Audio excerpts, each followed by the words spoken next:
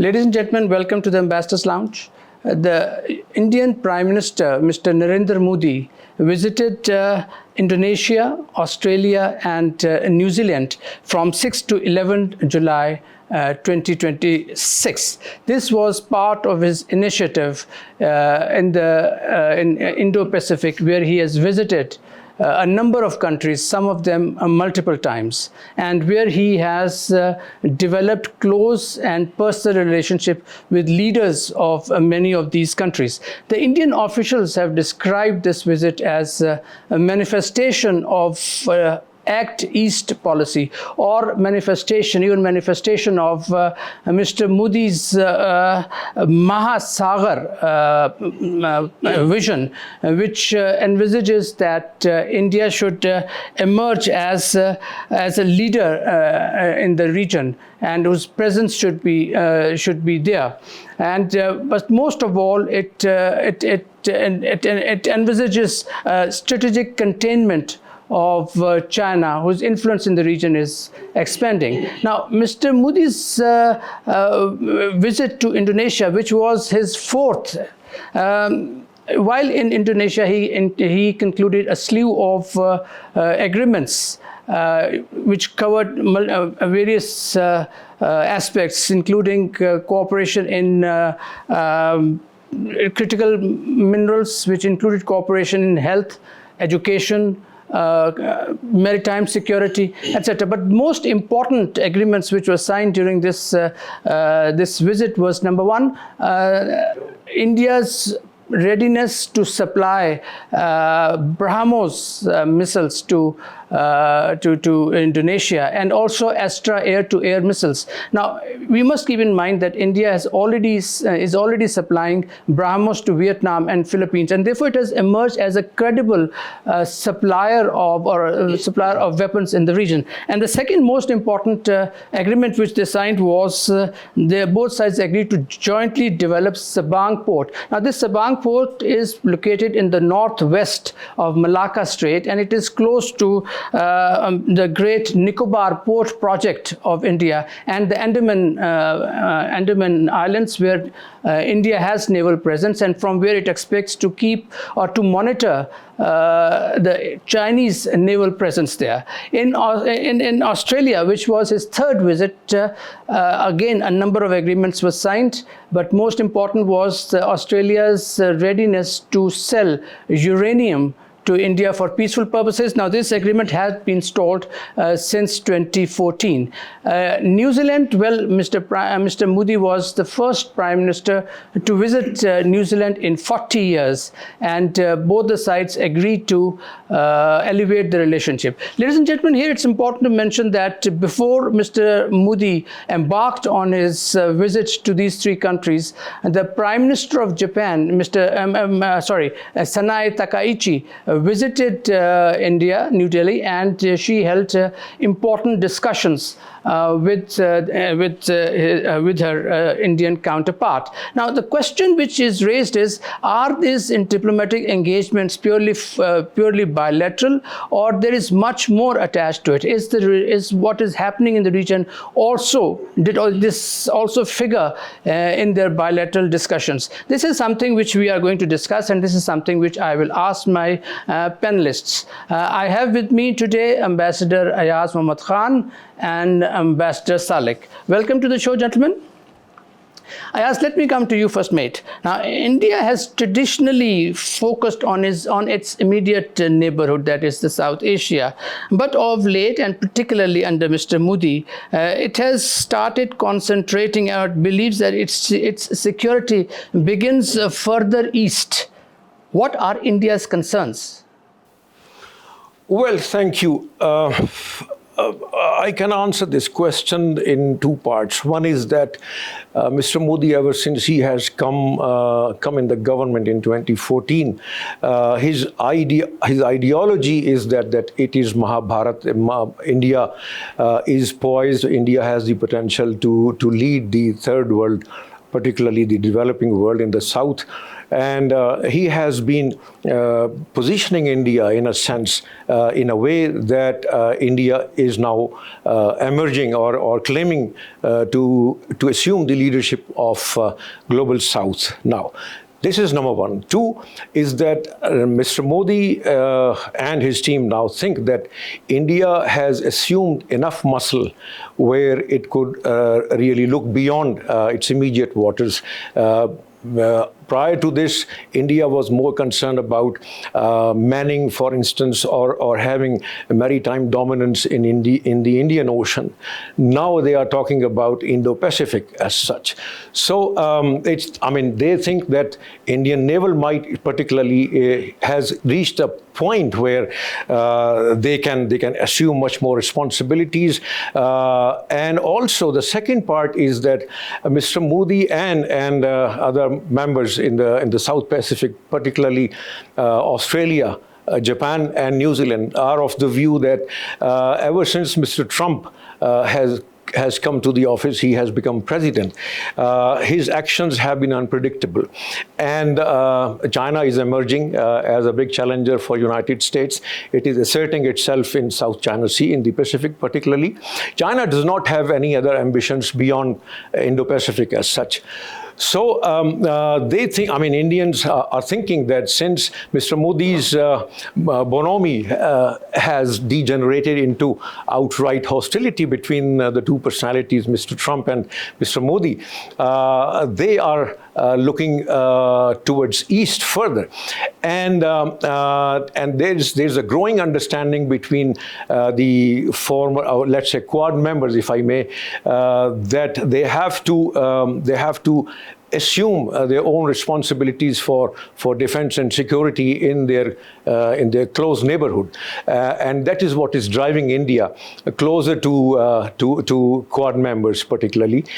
This time round, Mr. Modi has also chosen to visit New Zealand because New Zealand has, for the first time, perhaps, if I'm not wrong, expressed in no uncertain terms that it is going to support India's bid for permanent membership in the Security Council during this visit.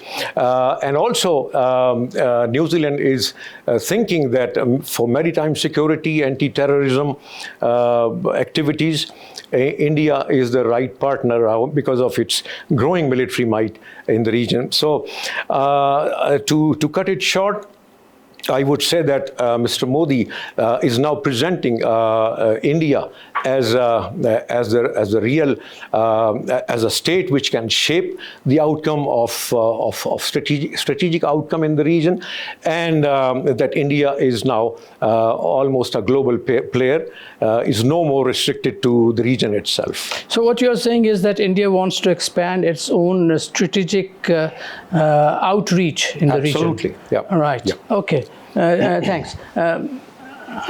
Salik, coming to you, mate. Now, what is the strategic logic behind Mr. Modi's recent diplomacy? Let me start with Ambassador Ayaz's observation that India wants to play a bigger role in the Indo-Pacific. This visit of Prime Minister Modi is in fact focused on diversifying strategic partnership beyond South Asia. One. The second is secure supply chains for critical minerals. You might have noticed that the MOUs which have been signed during the visits focus on rare earth as well as discrete critical minerals. Then Prime Minister Modi is focusing on deepening defense and maritime cooperation. Then strengthen India's role in the Indo-Pacific, as Ayaz has already mentioned, alongside countries sharing similar concerns. And then present India as a balancing power without entering formal military alliances. One thing we must think that the Indo-Pacific And particularly, you have also referred to Malacca, state of Malacca, is very, very important for the entire region. This is a very complex region where not only India is playing any role, there are a number of other countries, starting from the United States, Japan, Australia, all of them. Even Europe. Of course, entire Europe, they would like to play a very, very important role in that. It's because around 3.5 to 5 trillion trade is done through state of Malacca every year. So it is one of the largest and the most important channels that is not only important for China, but it is also important for all the other countries, including ASEAN. With ASEAN only, China's trade is over 800 billion. So we cannot underestimate the importance. President Hu Jintao in the early 2000s has given a concept of Malacca dilemma. 2004. 2004 exactly, you are right. So when he has given this concept, he was of the view that China is extraordinarily dependent on Strait of Malacca. So Chinese since then have been making efforts to diversify this important, area, because if they depend on that, and if it is closed on one or the other reasons due to some kind of disputes, because there are several disputes already simmering, then it will create a big problem for China to and give a big blow to its economy. You're right, mate. Now 80% of Chinese oil passes through that, and it is the shortest route for China also. Yeah. And 95% of India's trade passes through Strait of Malacca. So for India, Strait of Malacca is as important as it is for China, and both the countries would like to keep Strait of Malacca open. That's right. But China, being one of the most important countries, if you see it from the angle that which country is singularly most important in the entire region from trade and economic point of view, so China is the one which is leading all the other countries. United States' role there is only focusing on containment of China. While this dilemma of containing China and engaging China is very important, it's very interesting, because all the ASEAN has trade around 800 billion. So it seems that India has made its policies as far as Indo-Pacific is concerned a national priority, and it wants to keep the sea lanes open. It does, and so do the other Indo-Pacific countries. They don't want a single country to dominate the region. But it seems that China is dominating the region. Its influence in the region is expanding. That is also the requirement of all the countries of the region. That China's influence is expanded. Not the influence. It is the economic relationship that is making China important in the region. All the ASEAN countries plus other countries of the Indo-Pacific, they have tremendous trade with China. The amount of trade which these countries are having with China makes not only the Strait of Hormuz and the entire region very important from the Chinese point of view, but also from the point of view of the ASEAN countries, as well as the other powers which are trying to play a role there. Look at Australia. Its trade with China is around $200 billion.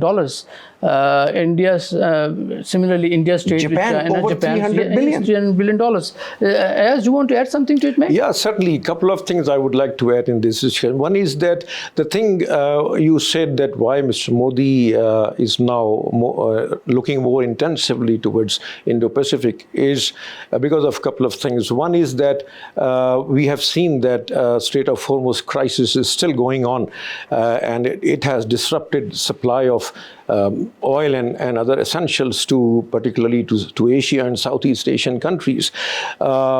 This has also provided a fillip to Mr. Modi to intensify cooperation with Indo-Pacific island countries, particularly New Zealand and Japan and Australia. Second thing is the China factor. As Salik said, China has been flexing its muscle and it has been asserting its influence in South Pacific, particularly. Just recently, this month, China tested a ballistic missile, submarine-launched ballistic missile, which with a dummy warhead. This has sent, ripples across the region.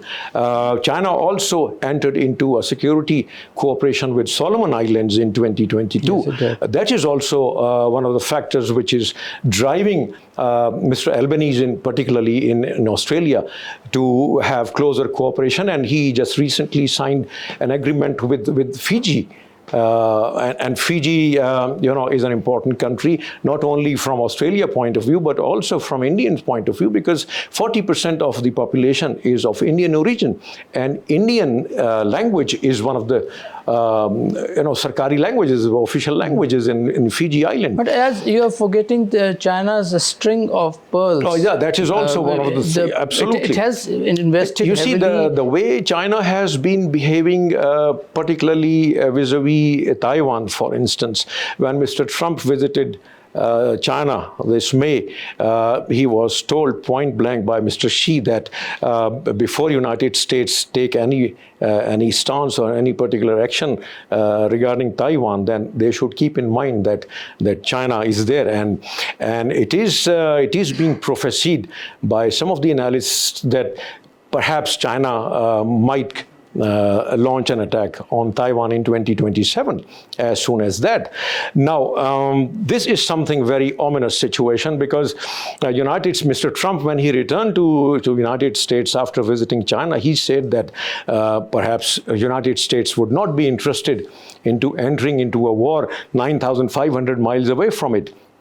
Which means that Japan and other regional countries are extremely concerned about that. And similarly, the cooperation between China and North Korea is a point of concern. We'll come to that later, mate. But my next question to you is that you would have noticed that the three countries which Mr. Modi visited, they do not have any formal military alliance with India. But now they are becoming strategic partners. Yeah.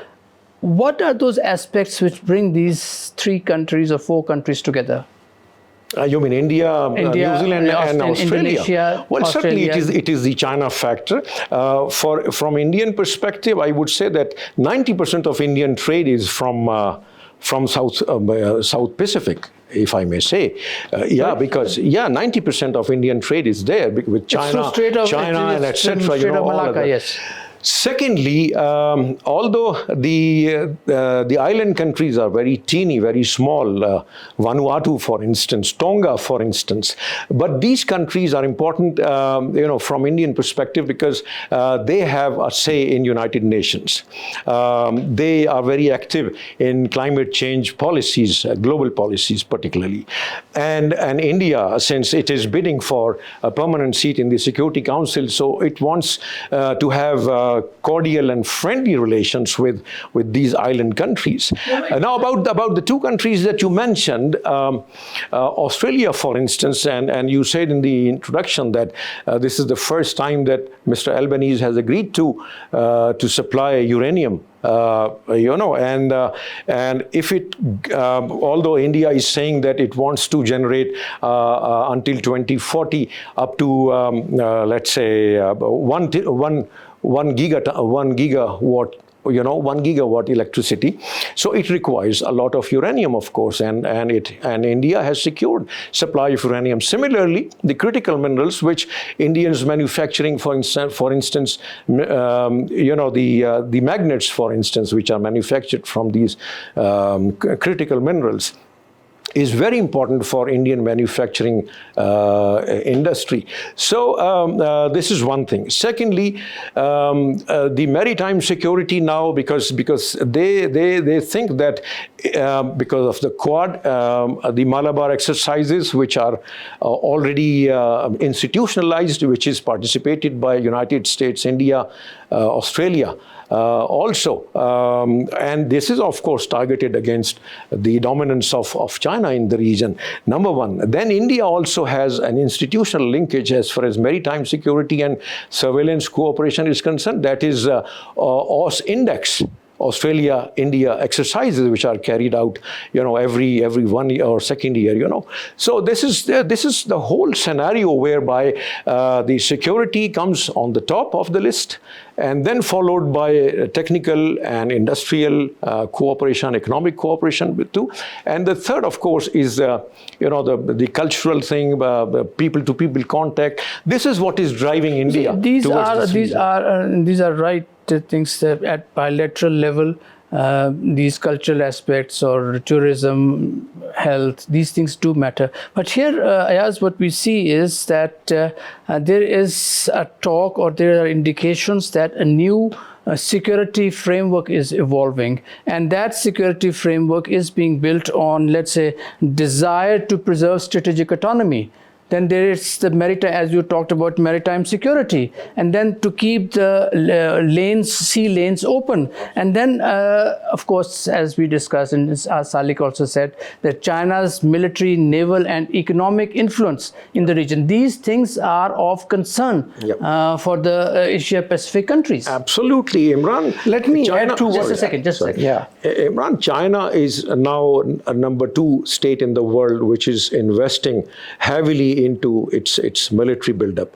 After United States, which, if I remember correctly, $877 billion per annum is the investment from the United States, followed by China, which is far less, of course, $300 billion. But in comparison to other countries in the region, it is quite colossal. And it is threatening because, Mr. Albanese, during this visit of Mr. Modi, also highlighted that the way China is building up its military presence in the region, particularly, is of concern to them.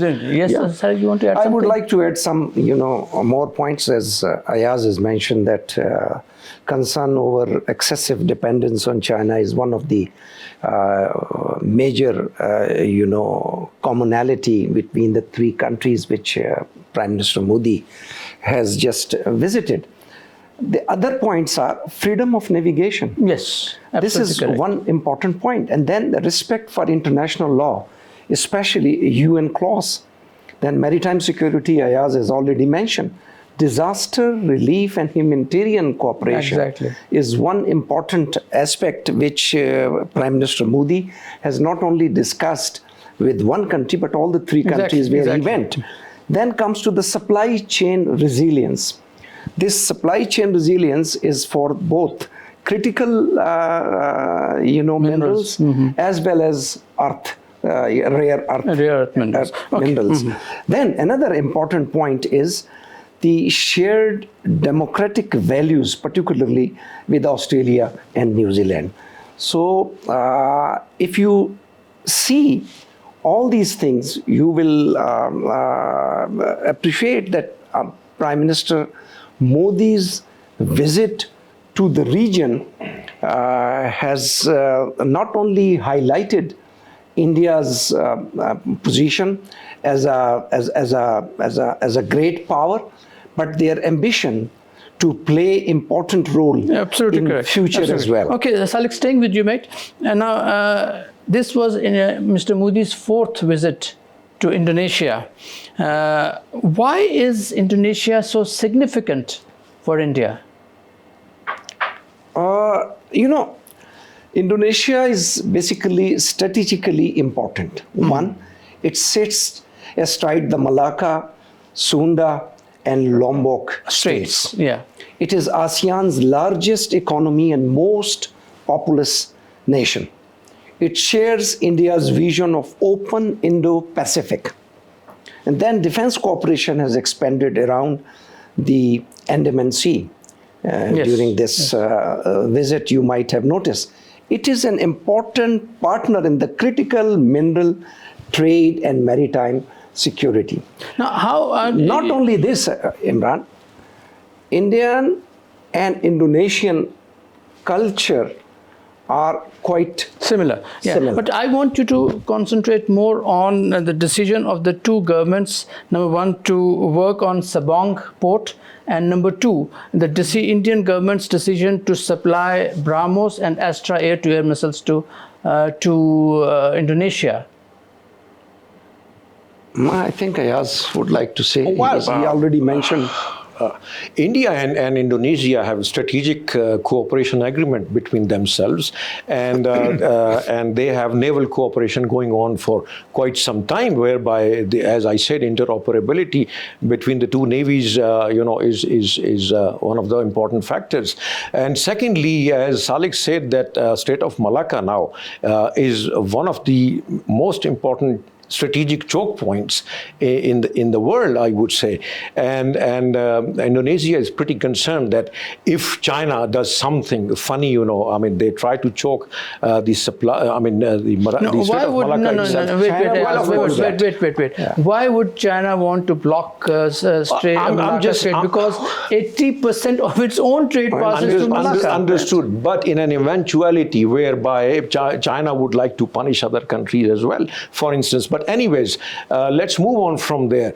Strait of Malacca security is one important, and now India is being promoted by regional countries, including Indonesia in the region, that it has the capacity and wherewithal and the muscle to act as the policeman in the Indo-Pacific region now, so as to secure. So you're saying India emerging as the policeman? Absolutely, yeah, because Just a second. Indian naval might is now there to be reckoned with, and India has naval presence in Andaman Sea. That's what I'm saying. Islands. That's what I'm saying. It has this port, the so-called great port in Nicobar, and it is now developing Sabang Absolutely. port. And all these ports, they are incidentally, the ports which they have in Andaman, they are of course naval bases. But the Sabang port would be a multi-purpose port, that is commercial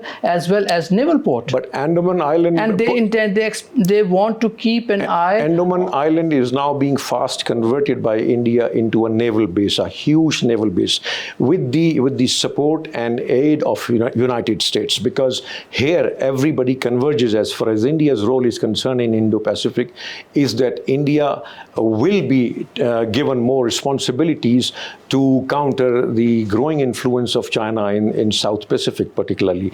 So my perception is entirely different. Okay. I served in the region, and my perception is that most of the Indo-Pacific countries and the ASEAN countries, a large number of these countries are afraid of Chinese influence.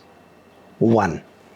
Secondly, most of these countries are under influence of the United States. Even India, Indian, policies, as this Act East policy, on which he is visiting these countries, India and like-minded countries in the Indo-Pacific would play some role, if it might be, at the behest of United States.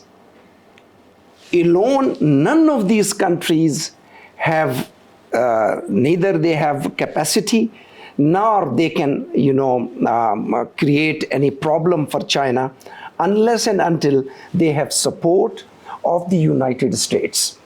So they will play, at the behest of the United States in that region, and all of them, when they join hands and they become a formidable force. Yeah. But Salik, we see countries like Australia, India, Japan, Korea, Indonesia, Vietnam, Philippines, they are all getting together, and it seems that their common concern of all these countries is China. China's military presence, its naval presence, its economic influence.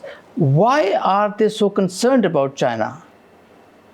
I think it is, as we have already, discussed this point, that Strait of Malacca is equally important for all the regional countries. The Strait of Malacca is, we have discussed that. Of course, but what are because other aspects? that is the Right. main. But what are That is other the main, aspects? other aspects are, the economic cooperation. The economic cooperation. But China is already economic. It's Yes, the largest trade partner of all trade these countries. partner of ASEAN and other countries. So, as far as China is concerned, I think this fear among the ASEAN countries over the, I don't think so that that is going to play, any important role in future. Yes, your take, mate. Well, I want you to concentrate more on these ports which China is developing, starting from Myanmar, Sri Myanmar to Lanka, Gwadar to Fiji, Djibouti, going all the way to etc., Djibouti. all the up to, certainly. Well, China is certainly, the second biggest economy in the world, and it wants to ensure that supply lines remain intact; they are not disrupted, and that is why it is there to exert its influence. But at the same time, China would not like to enter into some kind of conflict, armed conflict with United States or any other European countries which are manning the sea lanes, particularly in the Arabian Sea and Indian Ocean. China is much more focused in the theater of conflict, if I may say, in South Pacific particularly, because it wants to ensure that supply chains remain intact, as I said, up to its ports, in South Pacific. China wants its supply chains to be operational. That's why it is going for these ports. Absolutely. I mean, there is nothing else. There are only two factors driving, China flexing its muscles or exerting its influence in the region. One is certainly economy, because China still thinks that before it assumes the global role, replacing United States at some time, it is still, far behind that. Therefore, it wants to concentrate on its technological and economic development. Two, China is feeling obviously threatened because not only Quad, but although Mr. Modi has not, opined about any new formal alliance with the country that he just recently visited, we are talking about, but the thought is there that they have to coordinate their defense capabilities. They have to join hands together so as to counter the influence of China in the region, and if I may add, North Korea as well. Okay. We add So Japan as well.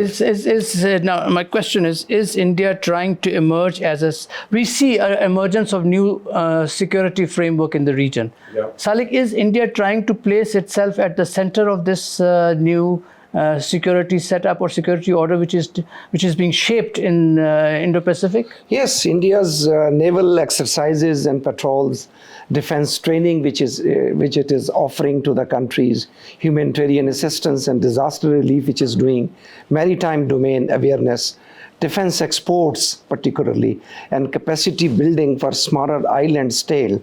But there are certain challenges which limits India's role. Limited defense resources and logistics, they are very important. Need for greater naval reach and logistics. Then domestic economic priorities. These are India's challenges. Without addressing these challenges, I don't think that India is going to play a greater role in the in the region. But India is Well, placing itself as a principal Absolutely. Pillar of the new security Absolutely. architecture, which is well, being... there are certain objections, if I may say, about Mr. Modi's handling of domestic politics. When he was due to visit Australia, the Amnesty International was trying to impress upon the Australian leadership to raise the human rights issues with him. And although I mean, India is claiming to be the largest democracy in the world. On certain counts, on certain indices, it is falling far behind than others. But my question is India's growing diplomatic activism, which we are presently seeing, is India trying to fill the vacuum which has been created by the waning interest of the US? Oh yeah, certainly.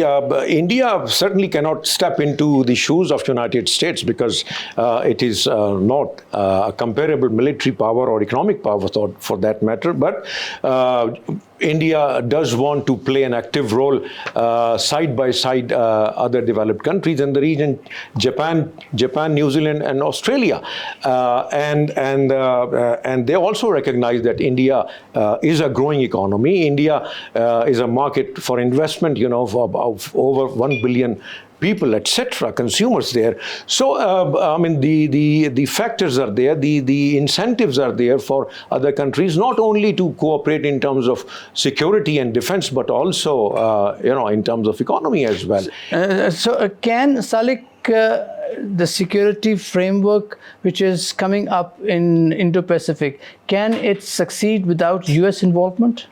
It cannot.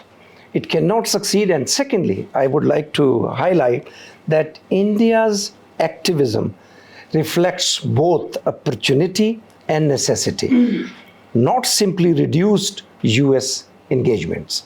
So this is something very important which we should highlight, and India all alone cannot provide. But India is not all alone, mate. Of course. It's trying to cobble up a secure partnership of or network of security partnerships. Oh no, what I would like to highlight here is that the significant regional security partner is United States. Mm-hmm. Yeah, it is.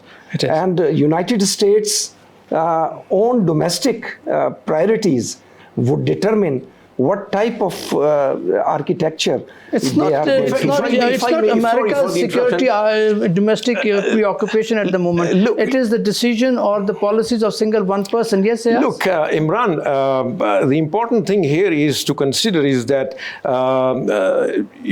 Mr. Trump has not been really very enthusiastic about participating into Quad summits, for instance. For the last 2 years. For the last 2 years, Quad is practically dormant, and some people say that it is moribund right now.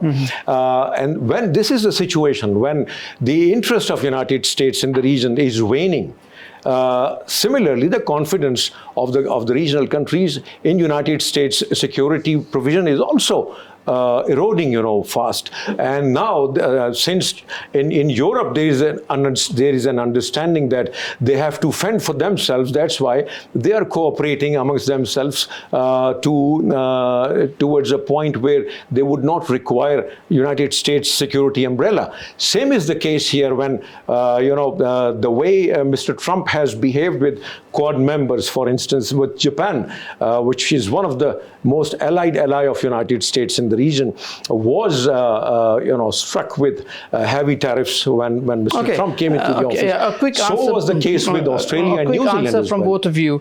Now, it is very ironic that China is the largest trading partner of these countries. For instance, it has trade of 200 billion with Australia, 300 billion with Japan, 140 billion with India.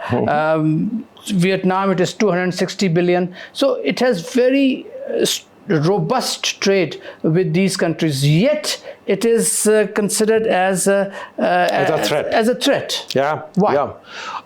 interesting thing because this has been happening even with Russia and United States as well, Russia and Europe as well after the invasion of Let's Ukraine. concentrate on China, mate. I'm giving you an example, of course. You please don't stop me from mentioning that. Yeah, don't be a school teacher. And then, of course, certainly. Here, the logic goes like this, that economic cooperation continues side by side political differences and strategic differences, for instance, right? So, perhaps one can hope that when the economies are fairly integrated, of the regional countries with China, then perhaps, the element of mistrust or maybe the level of mistrust may come down. Okay, without being a school teacher, Mike, we have still not answered my question. Why is China still considered a threat despite strong, robust trade? I have already mentioned, the way China is developing its, increasing its military strength in the region, number one. It is the overlapping, exclusive economic zones. For instance, Indonesia has a dispute with China because there is still a dispute about the extent of exclusive economic zones of Indonesia and China. Indonesia thinks that China is encroaching into its EEZ, for instance. Number one. Two, as I mentioned, that the recent test of ballistic missile, for instance, intercontinental ballistic missile by China, is of course a point of concern. So militarily, what about China's assertive maritime claims, particularly in South China Sea? Do you think they are also a source of concern for the regional countries, particularly certainly not. Vietnam, Philippines? Why are we forgetting the Senkaku Island and the That's other for island Japan. dispute, of course, with Japan? So China is asserting itself in the whole region. China is emerging as a potential security threat for the countries. As long as it continues to... Wait. You said it is emerging as a potential security threat. It has not threatened any country, mate. It has not threatened any country. So how do you say it's emerging as a security threat? Well, you do not have to actually enter into an actual armed conflict. No, you don't have to. You don't have to. Once Even verbally, it has not issued any threat to any of these countries. In fact, it has not issued threat to any of. What about? Let me ask you. What about dispute of China with Philippines? What is about that? It's the islands. What? It is the islands. So that's what I'm saying. And the region is composed. But one thing I ask, despite these disputes, China never militarily threatened any of these countries. Why are they concerned about? Then why they are concerned? Why are they getting together? Against whom? I tell you why they are concerned. Yeah. It is because of the modernization of Chinese military might. In the recent, of course, that's a security threat. If we go by your logic, then again it's a security threat. It's a security threat. No, it is again. It emanates from the Malacca dilemma. China is already shifting and long-term planning not only to this BRI and this China-Pakistan economic corridor and the other routes which China is opening, are basically in order to undermine the importance of this Malacca Strait and over-dependence on Malacca Strait. Secondly, my own conclusion. Over-dependence on Malacca Strait. On Malacca Strait. China is over-depending on Malacca Strait. This is the dilemma. This is the Malacca dilemma. The dilemma is that if this Strait of Malacca is closed, within a month, China would start feeling the pinch. Now, China has to have other options. And one of these options which China explored was the string of pearls having the ports. But those ports do not supply enough oil to the Chinese. But the Malacca dilemma, which Hu Jintao has, it is basically over-dependence. Over-dependence means what there is other no option other China has? That's why it is called over-dependence. That's why it is called over-dependence. 80% of Chinese trade is passing through Strait of Malacca. But I tell you one thing, my own conclusion on all this, whatever we have discussed, is that I feel that generally the countries of the region seek to balance China rather than contain it. Okay, right. Thank you very much, gentlemen. Ladies and gentlemen, you saw our program. Quite vibrant discussion. Still a lot of aspects to be covered, but sadly the time is not there. Now, Japanese Prime Minister Sanae Takaichi's visit to India, which was immediately followed by Prime Minister Modi's visit to Australia, to Indonesia, to Australia, and to New Zealand, they were quite consequential diplomatic engagements, and they definitely signified his diplomatic outreach in the region, where he has visited these countries a number of times. And as I said before, some of these countries he has visited multiple times. The objective is quite clear. India is trying to cobble a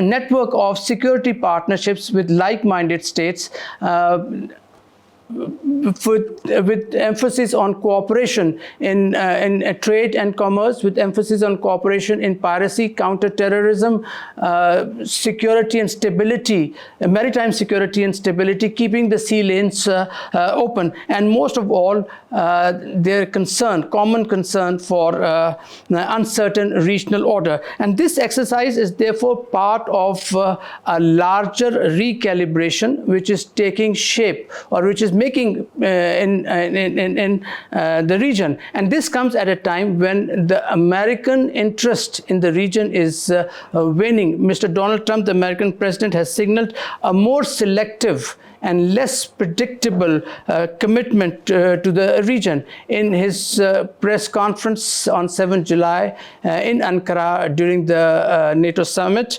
Mr. Trump said that US security guarantees can no longer be taken for granted. Now, for a region whose security depended heavily on American security umbrella, the vibes coming out of the US were not very friendly, and the regional countries were rightly concerned. On the other hand, China's expanding military presence, its naval presence, and its economic concern, and most of all, its assertive maritime claims have become a source of concern for the region countries. Now, countries like Japan, Korea, South Korea, Indonesia, Vietnam, Philippines, India, Australia, they are approaching each other. They're getting together and discussing the security needs, and also also possibilities of energy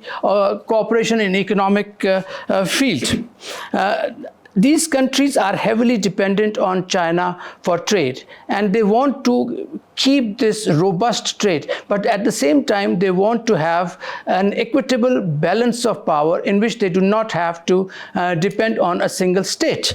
So the common denominator which we see here is the desire of the countries, of the regional countries, of the Indo-Pacific countries, to preserve their strategic autonomy, to keep the sea lanes open, to preserve maritime security and stability. And these, ladies and gentlemen, are going to be the pillars or the components on which the future security setup or security framework of the region is going to evolve. And it is going to be driven by US uncertainty, uncertain US behavior or commitment to the region and the expanding Chinese influence. Now, within this thing, India is trying to place itself as a central figure. Whether it can do so, does it have enough support of the regional countries? Time will tell, and we shall see. Thank you for watching Ambassadors Lounge, and please subscribe to our channel, and we'll be back.